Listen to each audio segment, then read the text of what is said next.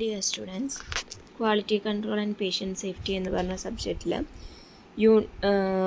Page number 92 ആണ് നമ്മൾ ഈ ഒരു വീഡിയോയിൽ ഡിസ്കസ് ചെയ്യാനായിട്ട് പോകുന്നത്. Definition and types of choking.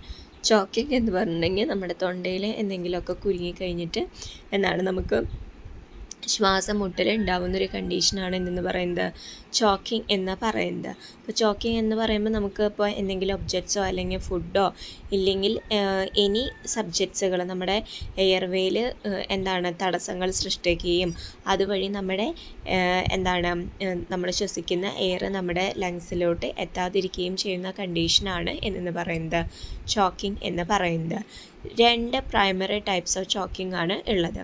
ഒന്ന് പാർഷ്യൽ എയർവേ ഒബ്സ്ട്രക്ഷൻ. പാർഷ്യൽ എന്ന് പറയുമ്പോൾ തന്നെ നമുക്കറിയാം, അതായത് എയർവേ എന്ന് പറയുന്നത് പാർഷ്യലി ആണ് ബ്ലോക്ക് ചെയ്യപ്പെട്ടിട്ടുള്ളത്. അപ്പോൾ നമുക്ക് കുറേശ്ശെ എയർ ഫ്ലോ നമുക്കവിടെ ലഭിക്കുന്നുണ്ട്. Individuals may still able to cough, അതായത് നമ്മുടെ പേഷ്യൻറ്റിന് ചുമയ്ക്കാനും വർത്താനം പറയാനും ബ്രീത്ത് ചെയ്യാനും അതുപോലെ തന്നെ although may experience difficulty and distress. പക്ഷെ ഇതൊക്കെ ചെയ്യുമ്പോഴും ഒരു ഡിഫിക്കൽറ്റി അല്ലെങ്കിൽ ഒരു ഡിസ്ട്രെസ് ആ പേഷ്യൻറ്റിന് അനുഭവപ്പെടാം. രണ്ടാമത് പറയുന്നത് കംപ്ലീറ്റ് എയർവേ ഒബ്സ്ട്രക്ഷൻ. മുഴുവനായിട്ട് നമ്മുടെ എയർവേ തടസ്സപ്പെടുന്ന കണ്ടീഷനാണ്. അതായത് ദ എയർവേ എൻറ്റയർലി ബ്ലോക്ക്ഡ്, ഫുള്ളായിട്ട് ബ്ലോക്ക് ചെയ്യപ്പെടുന്നു. ഇൻഡിവിജ്വൽസിനെ നമുക്ക് ബ്രീത്ത് ചെയ്യപ്പെടാനോ ഇല്ലെങ്കിൽ ചുമയ്ക്കാനോ വർത്തമാനം പറയാനോ ഒന്നും പറ്റില്ല. അപ്പോൾ ഈ ഒരു സമയത്ത് പെട്ടെന്ന് തന്നെ നമുക്ക് പേഷ്യൻറ്റിനെ ഹോസ്പിറ്റലിലോട്ട് എത്തിക്കണം. പേഷ്യൻ്റ് പെട്ടെന്ന് എന്താവാനായിട്ട് അൺകോൺഷ്യസ് ആവാനും അതുവഴി ഡെത്ത് ആവാനൊക്കെ ആയിട്ടുള്ള സാധ്യതയുണ്ട്. കാരണം എന്താണെന്ന് വെച്ചിട്ടുണ്ടെങ്കിൽ നമ്മുടെ ശരീരത്തിലോട്ട് ഓക്സിജൻ ലഭിക്കുന്നില്ല. അതുകൊണ്ടാണ് ഈ ഒരു കണ്ടീഷൻ ഉണ്ടാവുന്നത്. അടുത്ത വരുന്നത് കോസസ് ഓഫ് ചോക്കിംഗ്. എന്തൊക്കെയാണ് ചോക്കിങ്ങിനുള്ള കാരണങ്ങൾ? ഒന്നാമത് വരുന്നത് ഫുഡ് ഐറ്റംസ്. ചില തരത്തിലുള്ള ഫുഡുകൾ, ഇപ്പോൾ നമ്മൾ പറയുകയെന്ന് വെച്ചിട്ടുണ്ടെങ്കിൽ റൗണ്ട് ആയിട്ടുള്ള ഫുഡുകൾ, ഹാർഡ് ലാർജ് ആയിട്ടുള്ള ഫുഡുകളൊക്കെ നമുക്ക് കഴിക്കുമ്പോൾ അത് പെട്ടെന്ന് തൊണ്ടയിൽ കുരുങ്ങാനായിട്ടുള്ള സാധ്യതകളുണ്ട്. അപ്പോൾ അതുകൊണ്ട് തന്നെ ഇത്തരത്തിലുള്ള ഫുഡുകൾ നമ്മൾ നന്നായി ചവച്ചരച്ചിട്ട് വേണം കഴിക്കുന്നതിന് വേണ്ടിയിട്ട്. നെക്സ്റ്റ് പറയുന്നത് ഫോറിൻ ഒബ്ജക്ട്സ്. ഫോറിൻ ഒബ്ജക്ട്സ് എന്ന് പറയുമ്പോൾ നമുക്ക് toys, coins, house hold items, ഇതൊക്കെ നമ്മൾ വായിൽ കുഞ്ഞു കുട്ടികളൊക്കെ കൊണ്ടുവന്ന് ഇട്ട് കഴിഞ്ഞിട്ടുണ്ടെങ്കിൽ പിന്നെ നമുക്കത് ചോക്കിങ്ങിന് കാരണമാവാറുണ്ട്.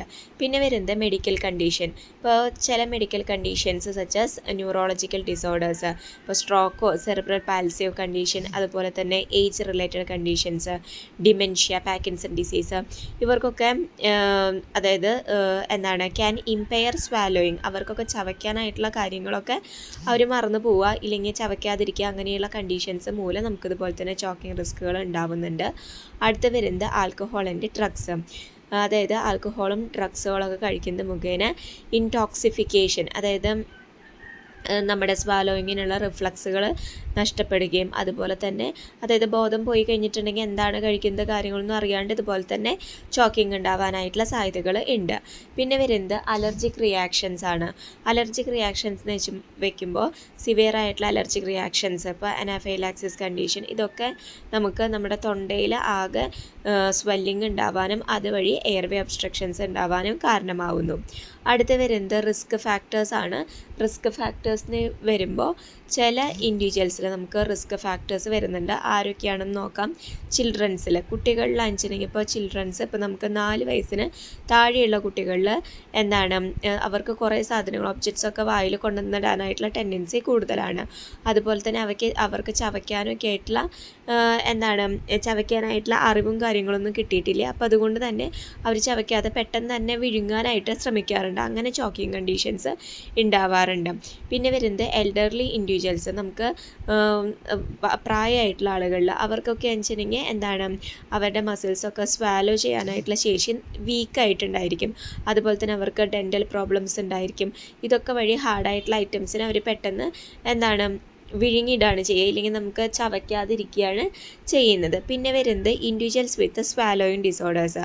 അവർ വരുന്നത് ഡിസ്പാജിയ കണ്ടീഷൻ അല്ലെങ്കിൽ ഡിഫിക്കൽട്ടി സ്വാലോയിങ്, ഇങ്ങനെയുള്ള കണ്ടീഷൻസ് ഉള്ളവർ ഇതുപോലെ തന്നെ നമുക്ക് തൊണ്ടയിൽ സാധനങ്ങൾ കുരുങ്ങാനായിട്ട് സാധ്യത കൂടുതലാണ്. പിന്നെ വരുന്നത് ഇൻഡിവിജ്വൽസ് വിത്ത് ഇമ്പയർഡ് കോൺഷ്യസ്നെസ് എന്ന് വെച്ചിട്ടുണ്ടെങ്കിൽ those who are unconscious or semi-conscious including individuals under the influence of alcohol or drugs. അതായത് ഒന്നില്ലെങ്കിൽ ബോധരഹിതരായിട്ടിരിക്കുക, അല്ലെങ്കിൽ പകുതി ബോധമുള്ളവരൊക്കെ ആയിട്ട് ഇരിക്കുന്ന കണ്ടീഷൻ. അതായത് നമുക്ക് ആൽക്കഹോൾ അല്ലെങ്കിൽ ഡ്രഗ്സ് ഒക്കെ കഴിച്ചിട്ടുള്ളവരിൽ അവർക്ക് ഇതുപോലെ തന്നെ എന്താണ് ഇത്തരത്തിലുള്ള റിഫ്ലക്സുകൾ ഇല്ലെങ്കിൽ സ്വാലോയിങ് റിഫ്ലക്സുകളൊക്കെ അവർക്ക് കുറവായിരിക്കും. അപ്പോൾ അതുകൊണ്ട് തന്നെ എന്താണ് ഇവർക്ക് പെട്ടെന്ന് ചോക്കിങ് ഉണ്ടാവാനൊക്കെ ആയിട്ടുള്ള സാധ്യതകൾ, ഇതൊക്കെ കഴിച്ച് കഴിഞ്ഞിട്ടുണ്ടെങ്കിൽ ചോക്കിങ് ഉണ്ടാവാനായിട്ടുള്ള സാധ്യതകൾ ഉണ്ട്. പിന്നെ വരുന്നത് signs and symptoms of choking ആണ്. എന്തൊക്കെ സൈൻസ് ആൻഡ് സിംറ്റംസ് ആണ് ഇതുപോലെ തൊണ്ടയിൽ എന്തെങ്കിലും കുരുങ്ങിക്കഴിഞ്ഞിട്ടുണ്ടെങ്കിൽ കാണപ്പെടുന്നത്? ഇൻഎബിലിറ്റി ടു ബ്രീത്ത് ചെയ്യാനായിട്ട് സാധിക്കാത്ത കണ്ടീഷൻ. അതായത് ഇൻഡിവിജ്വൽസിന് നമുക്ക് എന്താണ് പെട്ടെന്ന് ഇത് തടഞ്ഞിരിക്കുന്ന കാരണം കൊണ്ട് എയർവേ കറക്റ്റ് ആവില്ല. അപ്പോൾ നമുക്ക് ഭയങ്കരമായിട്ട് ബ്രീത്ത് ചെയ്യാൻ ബുദ്ധിമുട്ടുണ്ടാവും. പിന്നെ വരുന്നത് കഫിങ് ആണ്. കഫിങ് എന്ന് പറയുമ്പോൾ നമുക്ക് ആ ഒരു തൊണ്ടയിലുള്ള തടസ്സം കാരണം കൊണ്ട് പെട്ടെന്ന് ചുമയ്ക്കും. കാരണം ആ ചുമയോടുകൂടി ഇത് പുറത്തേക്ക് വരാനായിട്ടുള്ള കാര്യങ്ങളാണ് വരുന്നത്. The cuff is weak or ineffective. It may indicate a more severe obstruction. അപ്പോൾ നമുക്ക് ചുമയ്ക്കുന്നത് വളരെ വീക്കായിട്ടോ ഇൻഎഫക്റ്റീവ് ഒക്കെ ആയിട്ടാണെങ്കിൽ അതെന്ന് വെച്ചിട്ടുണ്ടെങ്കിൽ മോർ സിവിയർ ആയിട്ടുള്ള ഒബ്സ്ട്രക്ഷൻ ആണ് കാണിക്കുന്നത്. പിന്നെ വരുന്നത് ഗാഗിങ് ഓർ വീസിങ് ആണ്. ഇതെന്ന് പറഞ്ഞാൽ ഈ ഒരു സൗണ്ട് എന്താണ് ഇൻഡിക്കേറ്റ് ചെയ്യുന്നത്? എയർവേ പാർഷ്യലി ഒബ്സ്ട്രക്റ്റ് ചെയ്യപ്പെട്ടു എന്നുള്ളതാണ്. പിന്നെ വരുന്നത് ക്ലച്ചിങ് ദ ത്രോട്ട് എന്ന് പറഞ്ഞാൽ ഇതൊരു യൂണിവേഴ്സൽ സൈൻ ഓഫ് ചോക്കിംഗ് ആണ്. Person may instinctively grab their throat to indicate distress. അതായത് അവർക്ക് ആ ഒരു തൊണ്ടയിലുള്ള ഡിസ്ട്രസ്സാണത് കാണിക്കുന്നത്. പിന്നെ വരുന്നത് സൈനോസിസ് കണ്ടീഷൻ. അതായത് നമ്മുടെ ശരീരം എന്ന് പറയുന്നത് ഒരു നീല കളറായിട്ട് മാറുന്നത്. അതായത് നമ്മുടെ ലിപ്സുകൾ അതുപോലെ തന്നെ ഫിംഗർ ടിപ്സ് ഇതൊക്കെ ബ്ലൂ കളർ ആകുമ്പോൾ നമ്മുടെ ശരീരത്തിലേക്ക് ഓക്സിജൻ കിട്ടുന്നില്ല. ആ ഒരു കണ്ടീഷനാണ് കാണിക്കുന്നത്. അടുത്ത വരുന്നത് ലോസ് ഓഫ് കോൺഷ്യസ്നെസ്. അതായത് ചോക്കിംഗ് എന്ന് പറയുമ്പോൾ നമുക്കിത് കുറേ നേരം ഇരുന്ന് കഴിഞ്ഞിട്ടുണ്ടെങ്കിൽ ഈ ശ്വാസം മുട്ടൽ കുറേ നേരം അനുഭവിച്ച് കഴിഞ്ഞിട്ടുണ്ടെങ്കിൽ പേഷ്യൻസ് പിന്നീട് ബോധരഹിതരാവാനായിട്ടുള്ള സാധ്യതകൾ മിനിറ്റ് കൊണ്ട് ഉണ്ടാവുന്നതാണ്.